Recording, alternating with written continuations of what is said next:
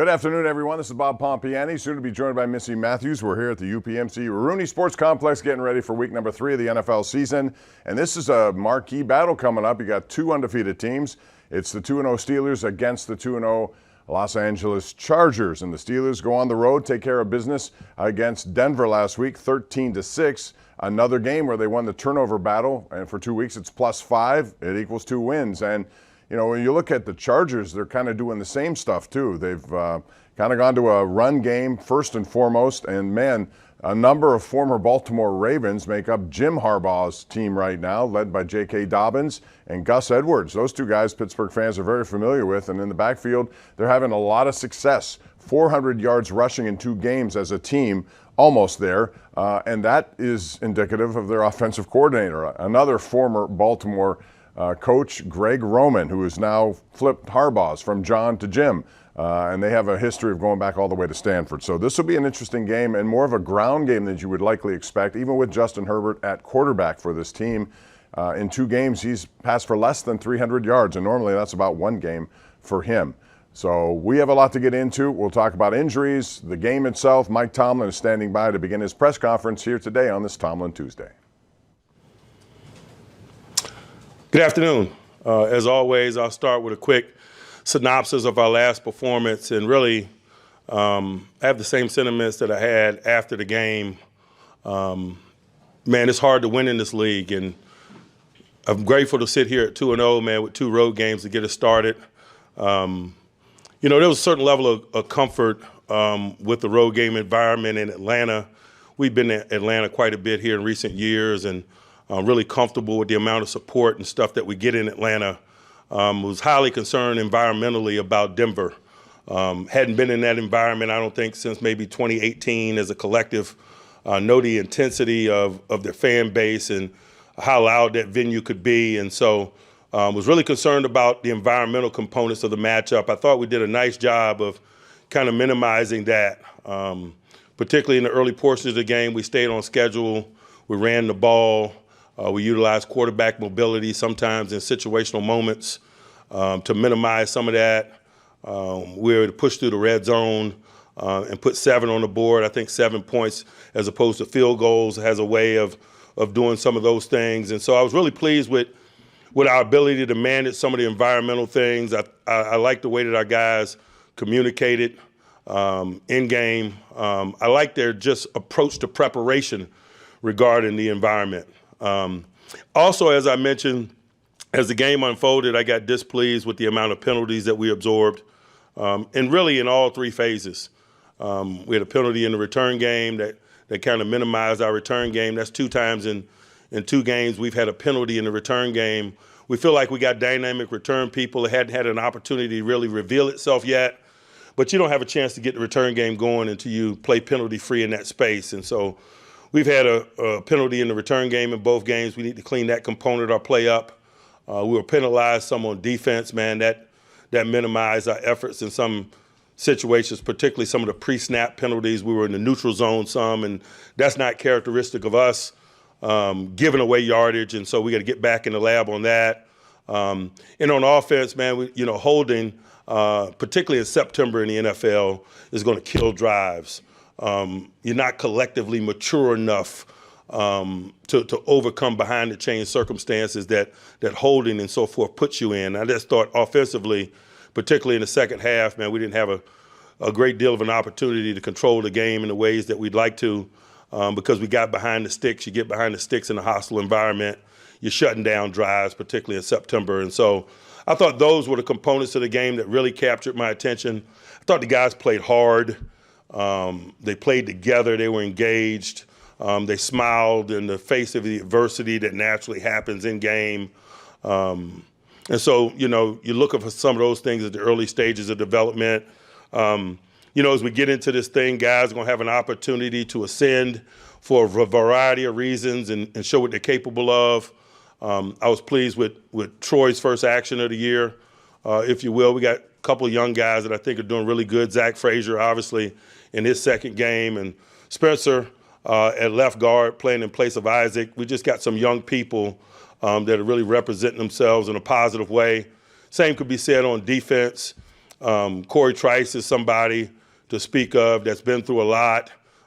Second-year player, but second football game, having lost his rookie season due to a major injury. That was as significant a play as it was in the football game, that red zone, end zone interception that he provided. Still getting a lot of beautiful contributions from people that might not be new to professional football, but are new to us. Whether it's Pruitt and people like that on offense, or D. Elliott and D. Jack and Patrick Queen on defense. We got some guys that are new to us, might not be new to the National Football League, but are new to us, and we're getting some awesome contributions from them. Our communication and cohesion isn't suffering as much as it could, and I'm just appreciative of the attention, the urgency, and the professionalism that some of those new experienced players bring. You can get to know someone in the process, but you really get to know them once you start stepping into these regular season bowls and you get faced with the challenges that are our business. And it's good to get to know some of these guys, and Justin is included in that. The development of our relationship and me getting to know and understand him, and him getting to understand me, it just grows in in-game environments. There's some point in the game I went up to him, I told him to challenge his unit in terms of cleaning up their play so we could get out of the stadium and in the game. And I asked him to do it in his own voice and his own words, but those are some of the things that you ask a quarterback to do. So it's not fun or either realistic to fake that sometimes. And so it's just really good to kind of be in in-game circumstance and get an opportunity to work together in the ways that coaches and leaders, and specifically that instance quarterbacks, have to do in an effort to land the plane or get the desired result. Some injury things to speak of in game. Tyler had a hamstring. I don't have a report on his status as I sit here today. I think he's being evaluated as we speak. The same thing could be said about Pruitt's knee. And Ben, he's got a shoulder, although we've been elevating Ben. He hadn't been on the 53-man roster. I think he had some shoulder discomfort at the end of the game. All of those guys, I don't have a lot of information about their status as I sit here today. That stuff's ongoing. But as always, we include guys as they're capable of participating in preparation. And for new and young guys, the sooner that happens, the more consideration they're under. For older guys, that will give them some latitude as a general practice. And so we'll see what the week holds for some of those guys in terms of some of their roles. But a guy like Tyler Matakevich, man, if he perks up at the end of the week, he is a veteran core teamer and a guy that's been with us before. I'll leave a light on for a guy like him, for instance. Some ongoing injury issues that we've been managing. Isaac might be closer to return. We won't speculate. We'll just simply continue to ready the guys that are available until we get an understanding that he is available. And that's oftentimes dictated by the level of participation and the quality of that participation in practice. And so we'll see what the week holds in terms of him, but he is getting close. And so it's good to follow his participation during the course of the week. And really, we're kind of in the same posture as we were in last week with Russ. As I sit here today, Russ is not scheduled to be a full participant in practice, and so we're ready in a plan that features Justin and his readiness. We'll follow Russ throughout the week, and if his participation gets to a level in participation and quality where we should consider him, we'll delve into that at that time. And obviously, when that happens is a component of the consideration. But as I sit here today, he is not scheduled to be a full participant tomorrow in practice. And so we're readying ourselves around Justin, and we'll stay in that mindset until something else happens. Hypotheticals is a waste of our time. Now I'll push forward toward the Chargers. Man, really excited about this matchup. I'm excited for a lot of reasons. First, it's our first home game, and it's nothing like playing in Acrisure for us. We respect it. But it's still exciting nonetheless. We realize that we got a lot to do with what goes on in that environment, and so in that spirit, we're preparing with an edge. I'm also excited because we're playing a dominant 2-0 football group, a group that's done about as much as you could do at this early stages of the season. They've won some games in convincing fashion.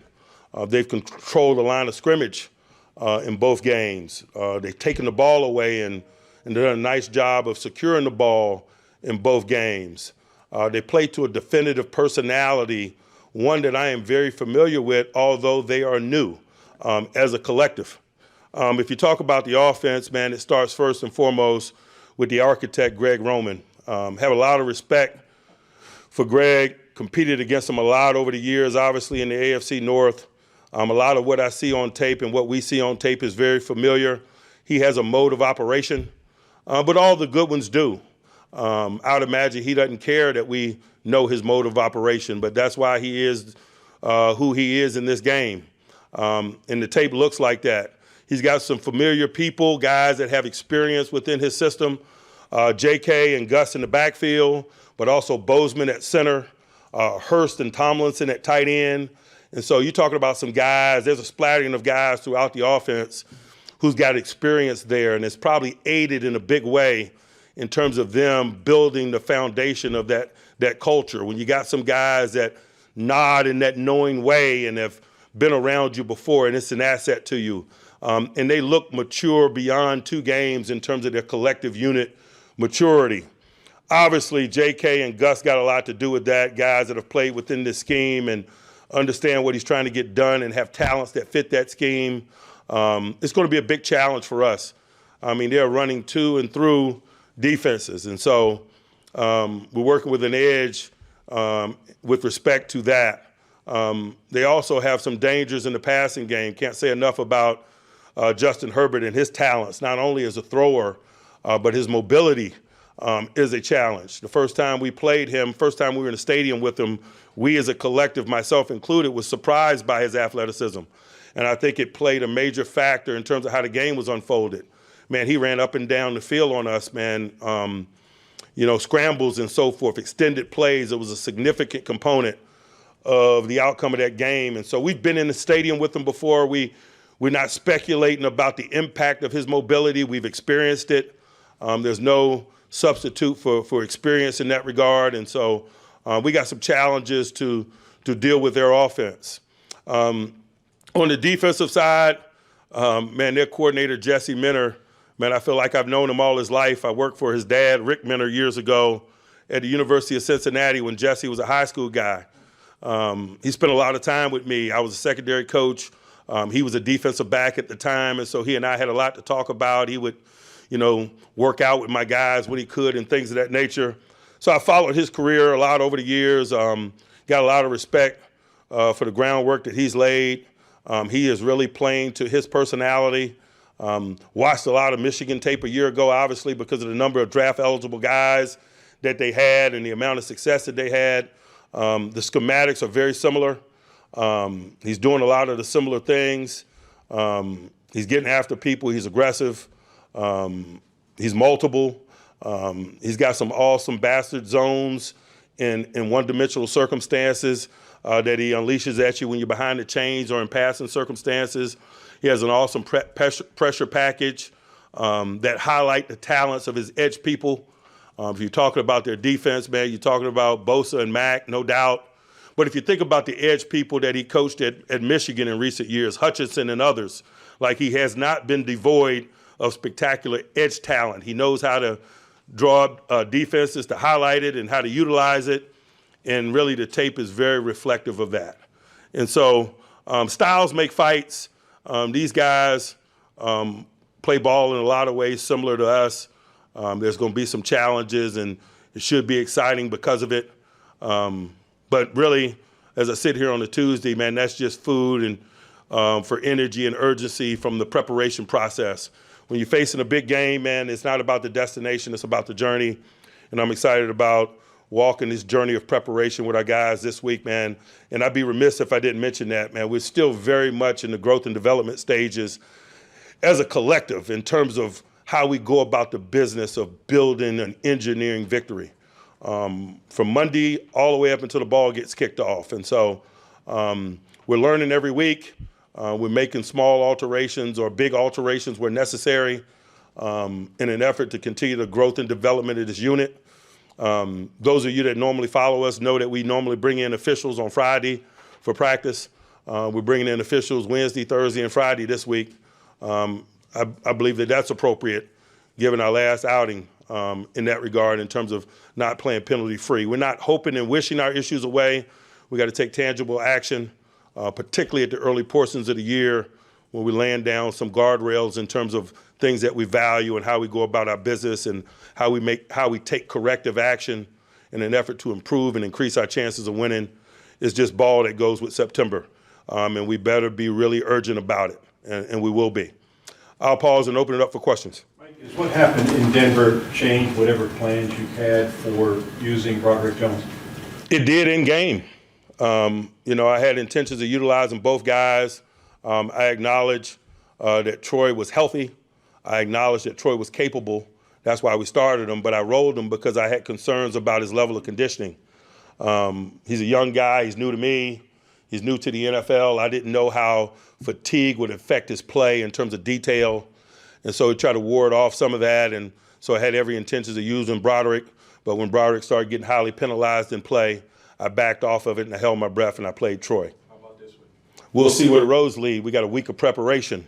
And I'd be disrespectful to Wednesday, Thursday, and Friday if I had a hardcore plan in mind about how I was going to roll those guys. Man, I'm going to give Broderick an opportunity to rebound. He's a talented young player. I'm sure he suffered some disappointment in terms of Troy starting. It's a natural thing, but he's got to move past it, and I got to give him an opportunity to move past it as a leader. And so we'll get into this week. We'll let participation be our guide and the quality of participation for both guys be our guide in terms of how we divvy up reps this week. It's a new week. When you said holding penalties in September really killed drive, you said they're not collectively mature. How so? Why? It takes some time on task together to overcome 1st and 20. And so that's what I mean. Was there something about Broderick heading into this game, or was it more what Troy was doing that made him? There's more reflective of what Troy was doing. Troy had been lighting it up. I don't talk a lot during the preseason, particularly about rookies, because it doesn't help me and it doesn't help them. But based on my actions in terms of putting him in the lineup, I'm sure you have an understanding of what I was looking at in team development. You haven't rotated tackles very much, I think. I can't remember you ever doing it. Is that something you consider a viable long-term option, or do you need to eventually be one or the other? Rotation doesn't bother me when everyone's capable. Everyone is capable. I had very little knowledge about Troy's level of conditioning, so it was appropriate. Outside of the penalties, is there anything else concerning about Broderick's play that has kind of led to Troy being? The penalties were enough for the reasons I just mentioned. It is difficult for units to overcome 1st and 20 at any point in the journey, but particularly in week 2 or week 3. You better work your tail off to be penalty-free, particularly when you're in hostile environments and you're getting one-dimensional in places like Denver. You can essentially shut a drive down. And so that's why we did the things that we did. Mike, what have you seen from Dan Moore on the left side the first couple of games? Dan has been solid. Dan has been Dan. Dan is never moved by what's going on around him. There's a maturity to his approach to business, and oftentimes it is reflected in the consistency of his play. You mentioned your relationship developing with Justin Fields. How do you evaluate his decision-making on the field, not having any turnovers the first 2 weeks? It's been really good, but I expect it to be. Did Justin do enough to earn the starting job outright? Again, I'm not talking hypotheticals. We've got one of those 2 guys available to us as I stand here today, so it is a waste of my time to speculate in hypotheticals and all of that. Justin's got a game to get ready for this week. And so I'm not doing him any justice by talking hypothetical. I want him focused. I'm focused on the next task. And until Russell gets to a state of readiness where he's a consideration, I won't be speculating on any of that in any way. Mike, Justin's only attempted 12 passes beyond the stick so far this season, but he's completed 8 of them. He's been efficient in doing so. How have you liked how he's picked his shots or assessed how he's taken those shots? That's not only reflective of his capabilities and mindset. That's probably reflective of our mindset as a collective. We want to be aggressive in terms of going downfield, but we also want to be prudent. Because incomplete passes and things of that nature get you behind the sticks, and we've been in hostile environments through 2 weeks that we wanted to minimize. It's important, guys, in September that you avoid 3rd and long. particularly if your first two games are on the road. And so we have been really thoughtful and intentional about our approach to business through the first 2 weeks because of environmental reasons and our lack of collective development and the number of young people that we've had in some significant positions like center and left guard and so forth. Mike, you said you learned about guys in the stadium. So what have you learned about Justin over the first 2 games? He loves to compete. He's got a quiet confidence about him. He doesn't change in environments. There's a clarity in his communication and his response to communications that's really comfortable. Mike, just one more question about Broderick. Do you plan to continue to cross-train him at both right and left tackle, and what advantages do you see to that approach? We've been doing that. That was going to be his role regardless of who starts and who doesn't. He is the most positioned guy of the three to swing, and so he's been the swing. After the Buffalo preseason game, he said he didn't have like the right 110% attitude. He said the same thing in Denver. I'm like, when you hear something like that, is that concerning, and is that just a maturity thing with young players? I didn't hear that. I don't know under what circumstances he said that. Oftentimes, guys are just trying to answer questions appropriately and move on with their day. So I don't put a whole lot of stake in some of those emotional things that are said by guys after game in an effort to be professional and answer the questions of media types.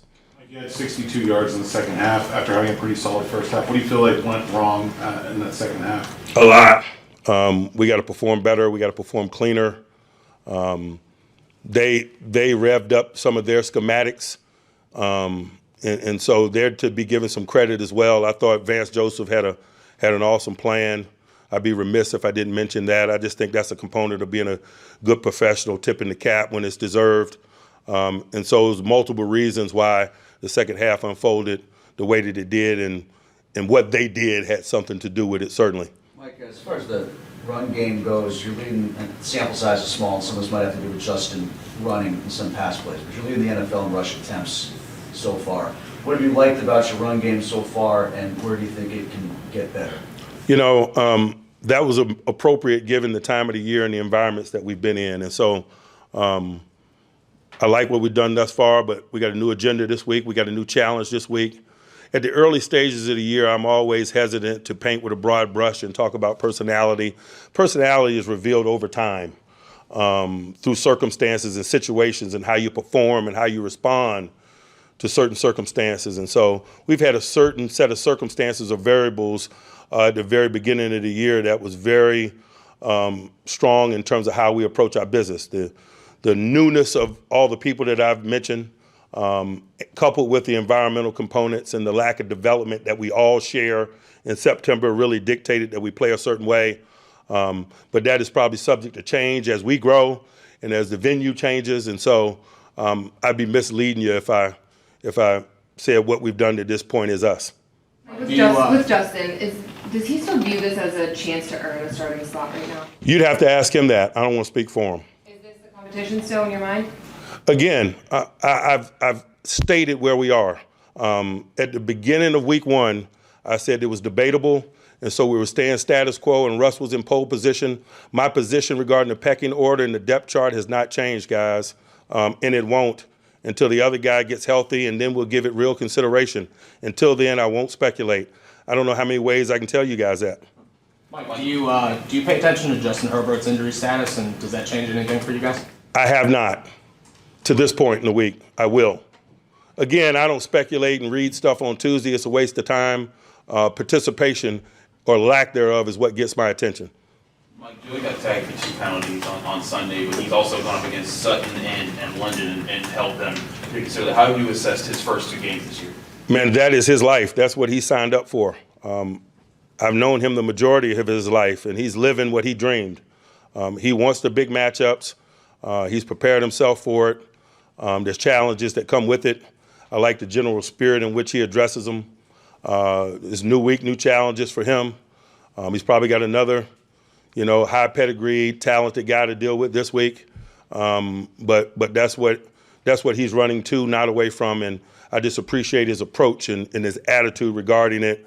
We're going to continually to work on technique and things of that nature. He's still a very young player and he's got room for growth in those areas, and I expect him to. Mike, have you You had any professional interaction with Jim Harbaugh other than attending Michigan Pro Day?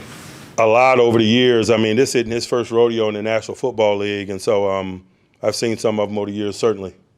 You talked about the new additions to the defense, but what type of impact has Deshaun Elliott's versatility had to be able to come up and help him stop the run? You know, he's done a really nice job. He's new to us, but not unfamiliar to us. Saw a lot of tape on him when he was in the AFC North in Baltimore. Always appreciated the things that you mentioned, and it's proven to be very evident. Over the course of 2 weeks, he's made quite a few plays, not to mention splash plays, interceptions, tackle for losses on 3rd down and 1, those weighty plays that kind of shape football games. And excited for him and really excited about continuing to utilize his talents, man, as we get to know him more. Mike, are you concerned about the lack of production at receiver after George? I'm not. What do you feel like has gone into your success on run defense? 17 yards for Williams is pretty impressive. I'm sorry? What do you feel like has gone into your success run defense, especially this past week with Williams? You know, they had a rookie quarterback, and so we realized that they were going to allocate a lot of time and energy and prep toward minimizing his exposure to our defense in one-dimensional circumstances. The number one way to do that is to run the football, and so that was job one for us defensively last week, to attack the run so that they could not protect or hide that inexperienced quarterback. Mike, using that phrase that you just used, not new to you, but not new to the NFL, that's certainly Russ. How have you gotten to know him through this process, and how hard is it for you and the staff in a quarterback decision-making process like this to say no to an established veteran if he wants to go? It's not hard at all. You know, he hadn't had medical clearance at this point, and so there's no judgment component of it. In terms of getting to know him, it's been a pleasure. You don't have the type of career that Russ has had without behaving in a certain way. I know that. Any of us in our business knows that. And it's just cool to see that behavior, that professionalism, that approach to business that makes his type of career happen. And it's good for young guys to see it, to glean from it, to learn from, but also to mimic it. And so it's just really good to have veterans around that have been to the mountaintop, if you will, professionally, and seen a lot and experienced a lot. It's helpful on a lot of levels. Justin didn't run as much this week against the Broncos. Was that a function of their defense or just getting behind the sticks? Run as much as what? As he did in week 1. You know, it's a 2-game sample. Keep watching. You mentioned them a little bit last week, but do you expect to see an uptick in Roman Wilson's work this week as well? I do. We'll see where that leads, whether it leads to participation or how much participation. But yes, I was pleased with his progress last week. And I'm excited to see where it leads us this week. How close was he to playing last week? It's irrelevant. Mike, Justin mentioned how rewarding it was to get the win in Denver for Russ. He said you gave out a petty game ball. Is that something that you've done often? Is it rewarding for you to get that win for him? You know, none of your businesses, respectfully. There's certain things that go on among teams that I don't talk about. Whether it gets out or how it gets out is unimportant to me, and I'm not overly guarded against it. But it's just certain things as a leader that I talk to the collective about that I have zero intentions of sharing with the larger public, because it's about our collective and how we come together and how we appreciate and support one another. And, you know, I can't give you all the ingredients to the hot dog. You might not like it. For as much weight as you tend to put on, especially for rookies, what is done in the stadium in the preseason before you allocate playing time, you didn't get to see much from Fautano. What was it that he did either in practice or classroom, to your earlier statements, that really stood out that you felt comfortable doing this? Actually, I did. You know, we were not passive about playing him in the preseason when he was available. He played a lot. And then we had also practices against Buffalo. And so he's been in some elevated circumstances beyond the practices. But some of the things that he's shown us has nothing to do with, you know, anything other than pedigree. He's really talented, and that is very evident. And so we play him. Mike, the Chargers into the top of the league in 22 personnel usage. Are you seeing a trend of more teams going to bigger personnel packages, and what kind of challenges does that present? I've been preparing for 2 teams thus far, and so I'd be lying to you if I was talking to you about trends and things of that nature. I know about Atlanta, and I know about Denver. I'm getting to know about the LA Chargers. Anyone else? All right. Thanks, guys. That's Mike Tomlin with a new one. I can't give you the ingredients to a hot dog. You might not like it. I've never heard that one before, but that's an interesting take. Missy Matthews here with us now. And Missy, let's talk about just the quarterback situation because it's status quo, which is to say Russell Wilson continues to work his way back. Justin Fields continues to operate as the starter for now, even though Russell's still number one on the depth chart. Yeah, and Coach Tomlin made it very clear Russ is not medically cleared. On Wednesday, tomorrow, their first day of practice, he won't be a full participant. That was kind of how it went last week as well. So it will be Justin Fields as we sit here today as the Steelers starter. But he did say once he does get healthy, he will revisit all of this and look to see the best available option, and that makes sense as well. So we have a lot to get into in case you missed it. A lot of stuff concerning the quarterback, right tackle position. The Chargers in general, they're 2-0. They got a whole new cast of characters there. We're going to talk about that and more when Missy and I continue. We're live here on a Tomlin Tuesday at the UPMC Rooney Sports Complex. Back with more right after this.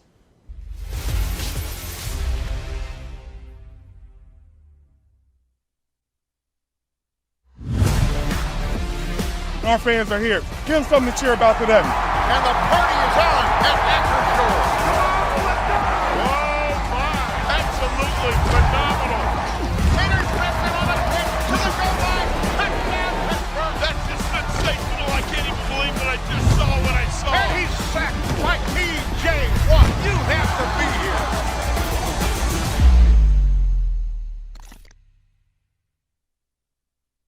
Justin, what was the difference between first half offensively and the second half? Is it just penalties? What was that? Yeah, I think the biggest thing was penalties. Just having those explosive plays and getting them negated by those penalties. We talked about it kind of last week. It's just cleaning those up. So just going to continue to work on that and clean those up so we just stop hurting ourselves. Do they get frustrated?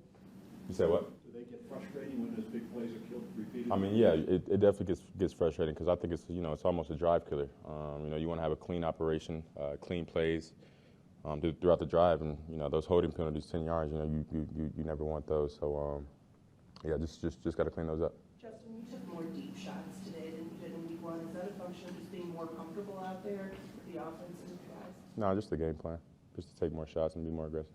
What did Denver's defense show you over the middle of the field on their linebackers and safeties? It seemed like it might have been a good matchup for you guys, but obviously game plan. What went into that for you?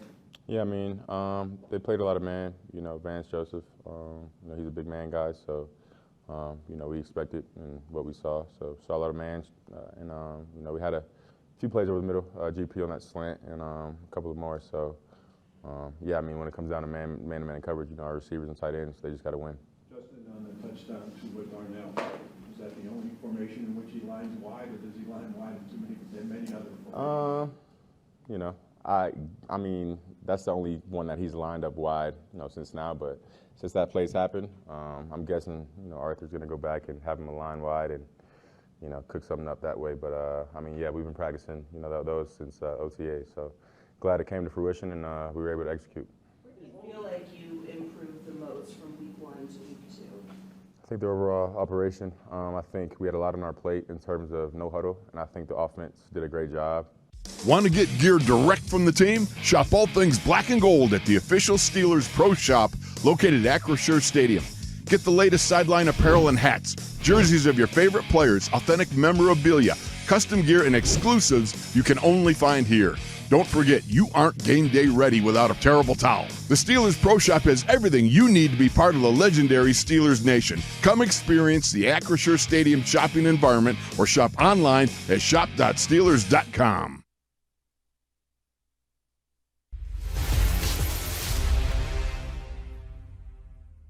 He loves to compete. He's got a quiet confidence about him. He doesn't change in environments. There's a clarity in his communication and his response to communications that's really comfortable. Welcome back. Bob Pompiani, Missy Matthews right here talking about Justin Fields was Mike Tomlin, and had to be appreciative of that effort once again. Really good first half. Second half, things changed to the negative part, but they got away with the win on the road, and that's always important. Let's talk about his performance, especially in that first half, because that touchdown drive that he had featured a lot of what I think people expect from him, which are his legs, turning negatives into positive, and nice passing, pinpoint accuracy when he had to.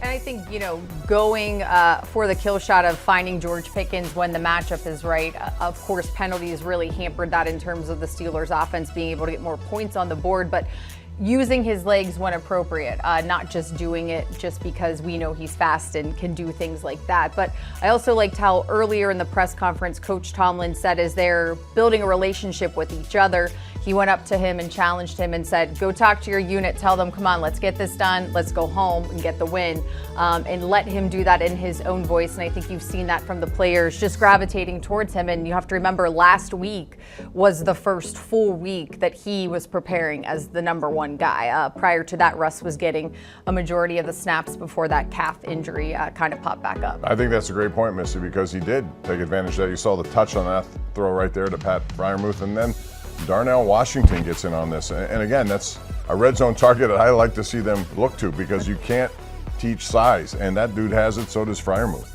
Yeah, it was great to see your first career touchdown, and then conversely, you see Corey Trice getting his first interception. Just two younger guys, but for Darnell, somebody who I think, maybe had been boxed in as just a blocking guy, showing that he does have the hands, and as you just saw the size matchup with the DB that was on him, it's pretty significant. There were some statistics out this week that Justin Fields, when he has the ball in his hands, he gets rid of it in 2.5 seconds or less. He's really been outstanding. 8 for 8 last week, 14 for 14 overall. I'm sure that's true with a lot of quarterbacks, but you have to credit the Steelers coaches for making that possible for him. And maybe that's something back in his days in Chicago that wasn't available to him. And that's one of the reasons why he got sacked so much in Chicago. Yeah, especially last season. But I think too, Arthur Smith, it just feels, the offense feels different. It feels like when you're able to move a guy like George Pickens into the slot, move him around, scheming guys open. That's the words you keep hearing out of the guys in the locker room. I think it's really working for everyone, and it's playing to the strengths also of Justin Fields, not, throwing him in and asking him to do things that they don't think he can do.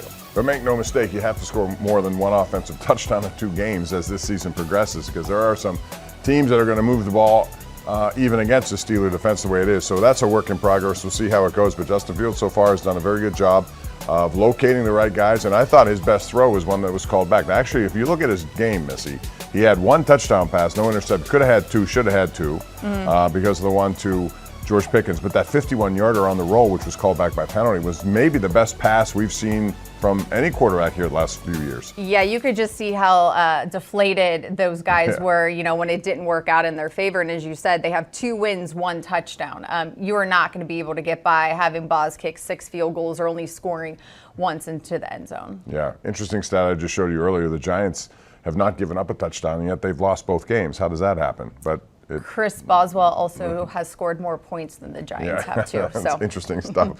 Hey, there's some young guys who are certainly making plays. Mike Tomlin highlighted guys like Corey Trice. We'll talk about those guys making an impact for the Steelers in 2 wins so far. That's ahead when we continue right here on this Tomlin Tuesday.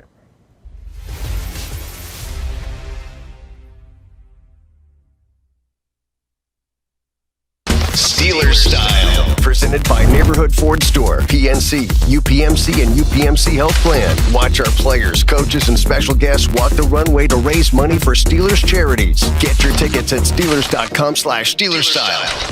What can you say about that play? How that developed?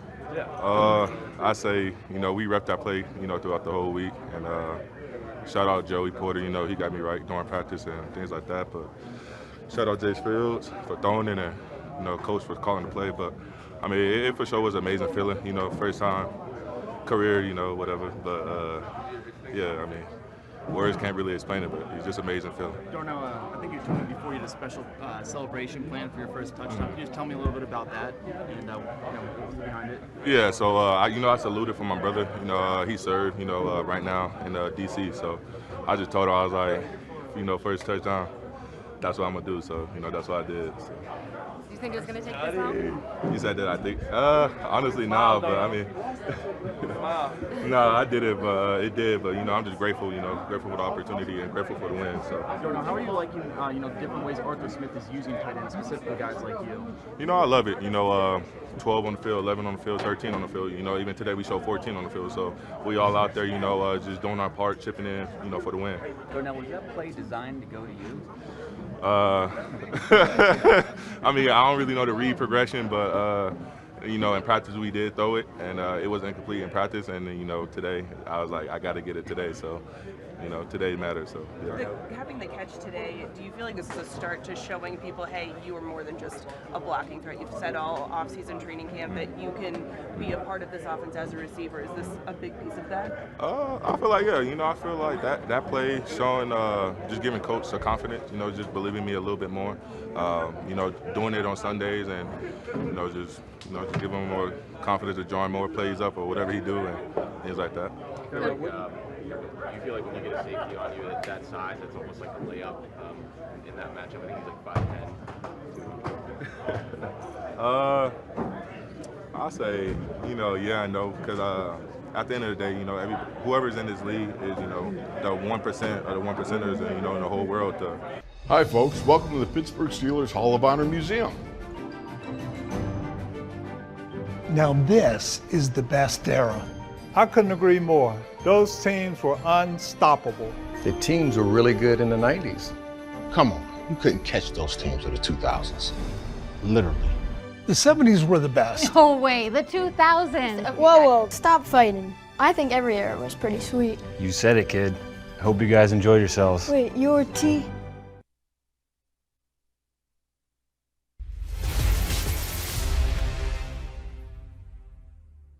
You know, as we get into this thing, guys are going to have an opportunity to ascend for a variety of reasons and show what they're capable of. I was pleased with Troy's first action of the year, if you will. We got a couple of young guys that I think are doing really good. Zach Frazier, obviously, in his second game, and Spencer at left guard playing in place of Isaac. We just got some young people that are really representing themselves in a positive way. That's Mike Tomlin talking about youth being served, Missy, and there's a lot of it on display. Spencer Anderson isn't a rookie, but he hasn't played all that much, and he's one of those versatile guys who gets in there. We talked about Corey Trice. I think his story is the most appealing to people who understand sometimes the commitment it takes to get to this level and stay here, given all his injuries in his career from high school to college to pro. Yeah, you get hurt on the first day in pads of your rookie training camp, and as Coach said, it was a very severe injury. He was here all offseason, working his butt off, trying to get back, and even when they started, you know, he was kind of not able to go 100%. So he had to check so many boxes to get to this point, and then very quickly Dante Jackson, gets hurt, comes out as they're looking at him, he gets thrown in, and what he's able to do is great. Yeah, and that play, he saw that there was nothing in that area that he had to be responsible for, so he drifted over. And again, the pressure starts, though. They didn't necessarily have to blitz Bo Nix. Cam I thought Hayward they'd helped do him more. out, Cam yeah. Hayward helped him out. When you see 97 coming at you, get rid of the ball. I don't think Nix ever saw him at all. Didn't expect him to be there. And maybe the play design helped them get that interception. But that was critical because they had just, you know, turned that wildcat pass by Nix down the field to Reynolds. That was like a 50-yard gain, and all of a sudden you're thinking they're going to get back in the game. Yeah, and Corey jumped for that one too. You know, he was definitely paying attention to what Nix was doing and where he was trying to go with that ball. And you mentioned Spencer Anderson. Zach Frazier just continues to be this silent killer at the center position, just manhandling guys, which is what you wanted to see. But sometimes with rookies, you don't know if you're going to get it right away. And even Joey Porter Jr., somebody else who's not a rookie, but still a second-year guy that Coach Tomlin was asked about and just what he's been able to do, and working on technique is something he said they're going to continue. And you can throw George Pickens into the youth part of this too, because I was interested to see how they would attack Pat Surtain, and they went after him. They didn't shy away from him. You know, you thought maybe, given what they said last week about staying away from the secondary of the Falcons, that they may not do this. Yeah. Right now, all of a sudden, you got this guy who just signed a new contract, and they were not hesitant to go after it. And I thought he got the better of Surtain. Yeah, and you know, Pickens talked about just that matchup heading into the week and how they had played each other previously in college, and, you know, good on good type deal. And I think that's part of what makes George Pickens a good wide receiver, is he is not afraid to back down from the challenges and the guys that he's going to be seeing every week as the number one. Yeah, the Steelers certainly need more people coming up in the second and third wide receiving positions to help out George Pickens and company. We'll talk more about that, and we'll also take a look at the Chargers with Jim Harbaugh as their head coach and what they've done so far in 2 games, which is very similar to what the Steelers have done. We'll get into that and more as we continue right here on KDKA Plus and all your Steeler digital platforms. This is the Mike Tomlin Press Conference Show.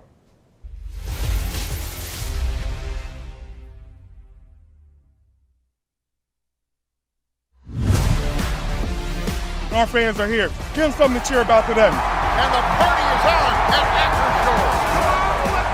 Oh my, absolutely phenomenal. Interception on the pitch to the goal line. Touchdown Pittsburgh. That's just sensational. I can't even believe that I just saw what I saw. And he's sacked by T.J. Watt. You have to be here.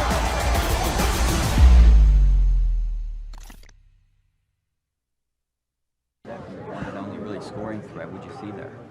Man, really, man, everybody just executing the play. Everybody just in their right spots, and it gave me time to be able to read the quarterback and see where he was going. I know Cam really helped with the pressure. Can you just talk about just making a play in a big time moment like that? Man, definitely, man. Man, it's like we all down out there to make a play. Like every time we all get out there, everybody just trying to make a play. So it's fun out there, man. Like especially with the rushing coverage, man, it all just work out together. What's it say about this defense, the way you guys have been winning those first 2 games? Oh yeah, man. Just from top down, man, we try to make a statement, man. From everybody that's watching. So we just out there, everybody trying to make plays and execute. Only giving up 6 points, is that a statement? Hey man, you tell me, man. What you think? No, we ain't trying to give up nothing. No, we ain't trying to give up nothing. So 2 straight on the road, coming back home. How good does that feel for you guys? Oh yeah, it feels great, man. But we definitely got more work to do. We're gonna enjoy it tonight, but then tomorrow we're gonna start analyzing the tape and continue for the Chargers. You feel like you guys got in Bo Nix's head a little bit? I can't really say that. I really don't know, but I know I feel like we put together a really good scheme for him. The elevation is crazy. I think it was like 65, 70 plays, something like that. I'm really proud with how our defense played today. Like you said, it starts with stopping the run and then trying to get after the rookie quarterback as much as we could. I thought they did some things well today, but I'm just proud of the way that we were able to bow up, especially how about Corey Trice, all that he's been able to overcome, and just seeing all the work that he puts in. And to see him get that play, that interception was huge. Yeah, I wanted to talk a little bit about that. Maybe the biggest play of the game. Cam applied a little bit of pressure, but he really came up in a big-time moment. He did, and we felt like we were getting close all day long with applying the pressure. And to have Corey make a play like that in a big-time moment was huge. But we're not surprised. We love making plays. We love seeing who's going to make plays. We know there's plays to be made. But we're not trying too hard to do a little bit more than we're supposed to. We're trusting in each other, and I think we're only going to continue to get better as a defense. You guys think you rattled Bo a little bit, Bo Nix? I don't know. I'll have to watch the film, honestly. But obviously in the second half, it got real one-dimensional for him. Steelers Style, presented by Neighborhood Ford Store, PNC, UPMC, and UPMC Health Plan. Watch our players, coaches, and special guests walk the runway to raise money for Steelers charities. Get your tickets at Steelers.com/SteelersStyle.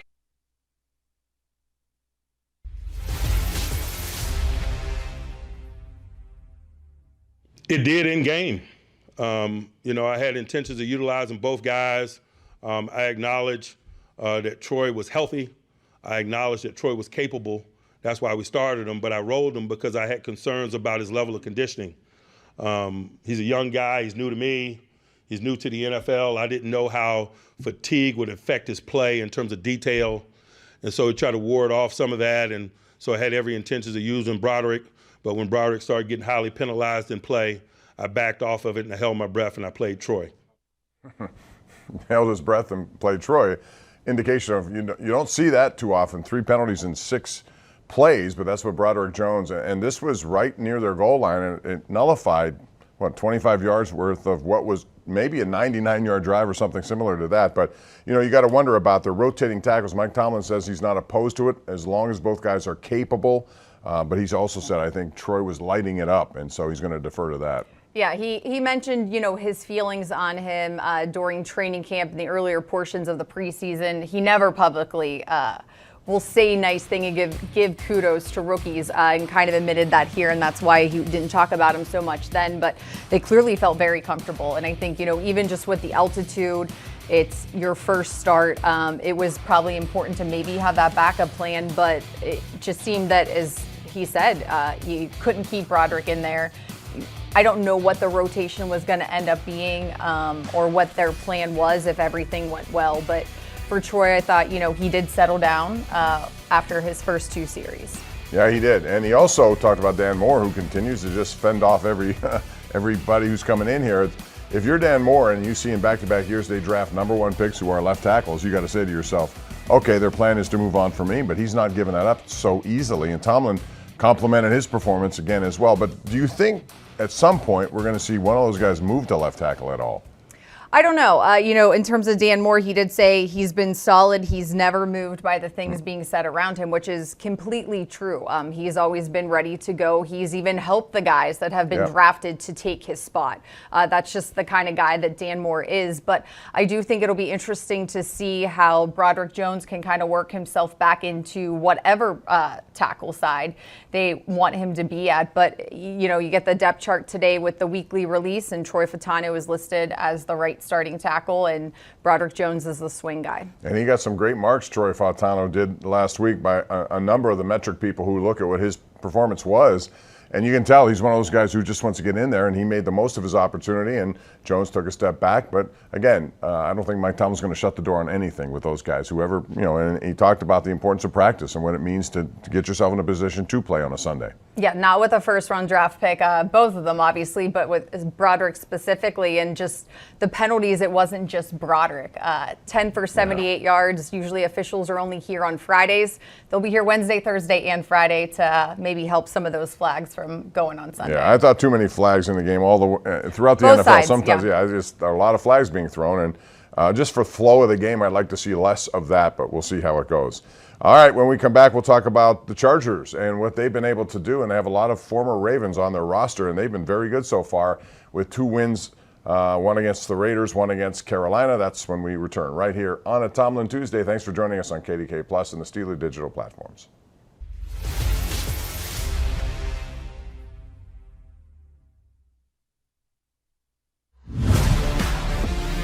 Our fans are here. Give them something to cheer about today. And the party is on at Acrisure. Oh my, absolutely phenomenal. Intercepted on a pitch to the goal line. Touchdown, Pittsburgh. That's just sensational. I can't even believe that I just saw what I saw. And he's sacked by T.J. Watt. You have to be here.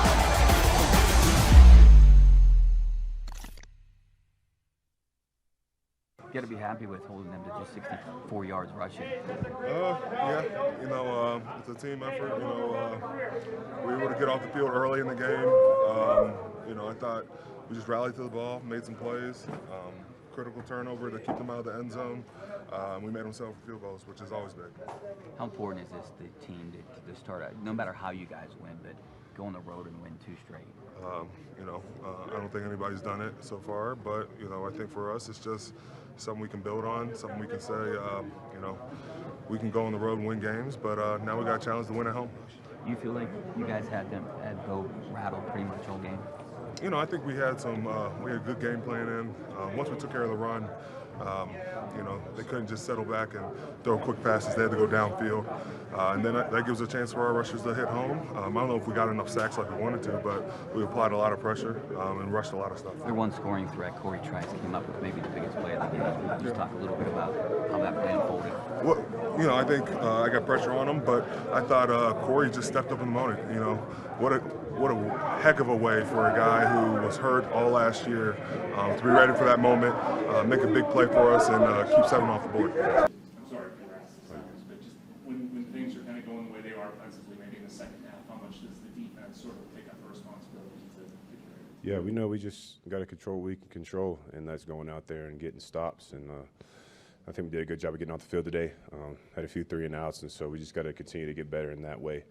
But we know what type of defense we can be, and so we just got to continue to get better and better in that way. Anybody else?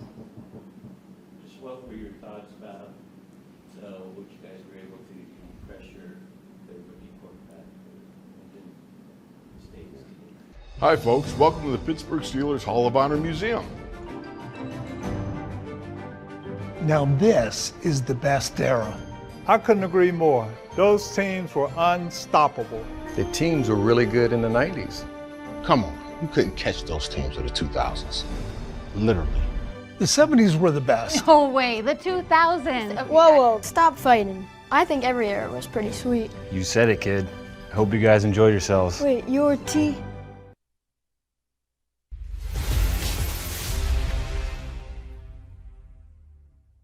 Because we're playing a dominant 2-0 football group, a group that's done about as much as you could do at this early stages of the season. They've run some games in convincing fashion. They've controlled the line of scrimmage in both games. They've taken the ball away and done a nice job of securing the ball in both games. They play to a definitive personality, one that I am very familiar with, although they are new as a collective. Normally, when the Chargers go 2-0, you expect big numbers from Justin Herbert. That has not been the case. He was injured last week, although X-rays so far are negative, so I think Pittsburgh expects him to play. But you got J.K. Dobbins, and the Steelers are familiar with him, Gus Edwards and Greg Roman. All those guys were in Baltimore. Dobbins has been the best running back in the NFL for the first 2 weeks, and it's a commitment to the run that Roman has really emphasized. Yeah, I think it's 266 yards total through the first two, as you said, leading the league. And it reminds you of the Steelers, similar to how when it's Steelers-Ravens, two teams that play the same way, and that's why, you know, it is one of those games where if you break your personality or do something out of the ordinary, that could maybe get you caught. But taking care of the football, what both teams have been able to do, and as you said, the run game for them, why would you not utilize it if it's working? And especially, you know, I can't remember how large their lead was at one point. You just run the ball, end the game. And, you know, this is a West Coast team that's staying on the East Coast. They're going to practice at UNC Charlotte this week, then fly up to Pittsburgh. So. And when the other thing on the flip side of it, what they've done is also similar to the Steelers. They've been very stingy on third down conversions. Last week, I think Carolina was 1 for 12. Week before that, Raiders weren't very good either.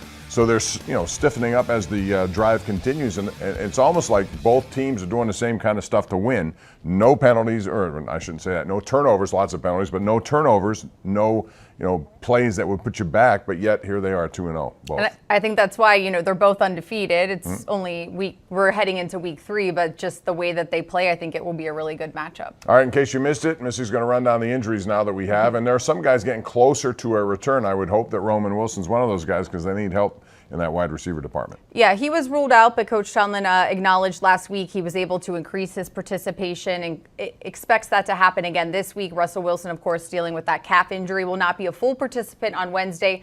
And some good news, Isaac Seumalo appears he's heading in the right direction. Coach Tomlin wouldn't say yay or nay just yet, but the fact they didn't put him on IR, and that's a guy that you really want back in your starting O-line. And give credit to Spencer Anderson, who's filled in. He's not Seumalo, but he's a guy who's been good. You haven't heard his name called all that much, which is normally good for an offensive lineman. But Seumalo, I would imagine, makes Zach Frazier even better. Yeah, absolutely. The other in-game ones, Tyler Matakevich, hamstring, Michael Pruitt, knee, and somebody else had a shoulder.